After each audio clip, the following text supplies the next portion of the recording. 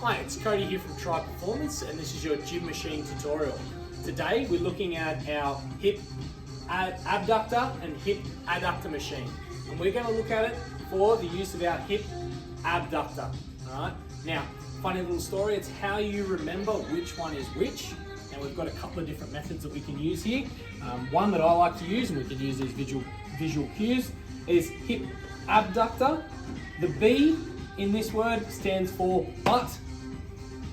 Hip adductor, the D stands for dick on the inside, all right?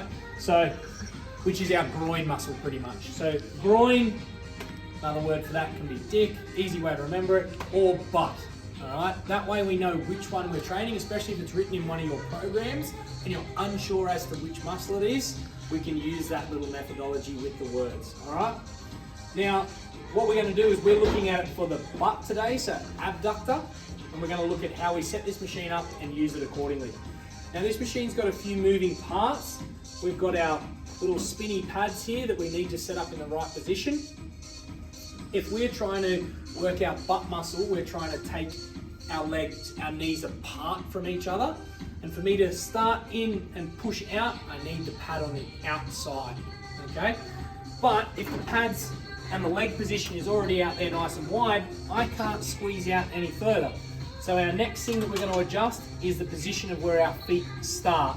So I'm going to pull this little lever, bring my feet in to as close as they can, so it's generally setting it on 1 on the machine. Sometimes you've got to get a forceful click it in there. Once it's locked in and I know that as soon as I move my legs I'm going to lift that weight, I'm clear and locked in here. The next thing I want to adjust is my actual weight itself. Now this machine that we've got here is actually in pounds and kilos with our little pin system. So we can choose either pounds or kilos what we're after. Say I'll set that there. And using kilos we've got 7, 14, 21, etc. So it's a 7 kilo jump. That may be a big jump for some people. What we've got is I've got a halfway point. So this is about 3.5 kilos here. I pull this pin, drops a little weight down on top of it, and that allows me to add a halfway point if making that big jump is too much. Now if I don't want that, obviously slide it back up, pull the pin, place the pin back in its hole. Once I've set my weight and I'm happy with what I'm going to lift, I'm going to place my feet on the